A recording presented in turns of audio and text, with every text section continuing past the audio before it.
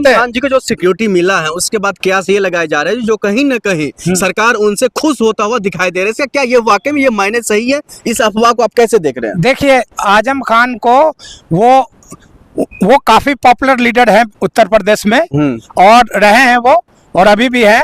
तो उनको इसलिए दिया गया है कि अगर हम इनको देते हैं तो हो सकता है उनके मन में हमारे लिए जो है कुछ अच्छा ही भावना आएंगी और बीजेपी हमारी पार्टी में आ जाएंगे, ज्वाइन करेंगे, तो मुस्लिम वोट बैंक हमारा मजबूत होगा।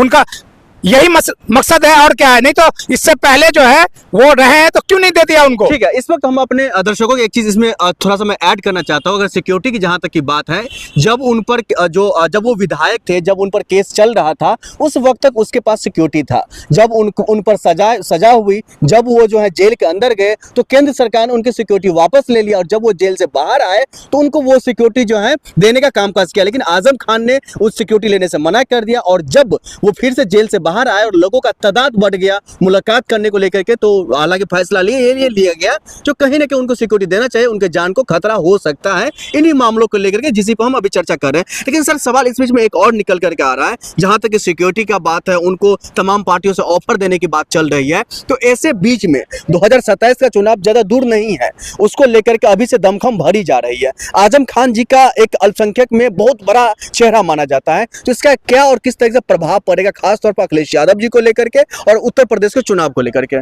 देखिए, मैं आपको बताना चाह रहा हूँ, एग्जाम्पल देना चाह रहा हूँ कि जैसे सिक्योरिटी, वो बड़े लीडर हैं और अच्छे हैं, जाने पहचाने नाम है वो, तो उनको देना, सिक्योरिटी देना कोई बुरी बात नहीं है। सिक्योरिटी मिला है तो अच्छी बात है।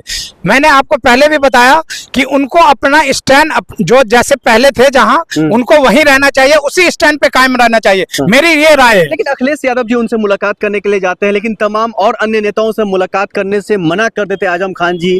फिर ये कहीं ना कहीं नाराजगी तो है ना उनके समाजवादी पार्टी? हाँ, नाराजगी है। देखिए, अगर कोई आदमी बुरे वक्त पे किसी के काम में नहीं आता है तो आदमी नाराज तो होता ही है, लेकिन नाराज अपने लोगों से ही नाराज होता है। इंसान अपने लोगों से ही नाराज होता है, और नाराजगी खत्म करना इनका काम है। इन्होंने पहल किया है, अखिलेश जी जाकर के दोबारा पहल करेंगे, अच्छी बातचीत हो जाएगी और अच्छे तरीके से जो है उनका मसला हल हो जाएगा। जहां है वो वहीं आ जाएंगे वो। अगर उनके मन में डिक्लेयर करना होता तो जैसे निकलते ही उनको वो डिक्लेयर कर देते हैं वो, या अंदर से भी वो कर सकते थे, लेकिन उन्होंने ऐसा नहीं किया ना। उन्होंने अपनी लड़ाई लड़ी है। वो उनकी काबिले तारीफ ये है कि उन्होंने अपनी लड़ाई जेल के अंदर रह करके लड़ाई लड़े। अखिलेश यादव जब ये भी कहते हुए दिखाई दे रहे हैं, अगर 2027 में हमारी सरकार बनी तो फिर जो है इन पर जो भी तमाम केस जो लगी हुई है, जो फर्जी तरीके से लगाया गया है, उसे हम हटा देंगे। तो ये भाषा क्या दर्शाती है?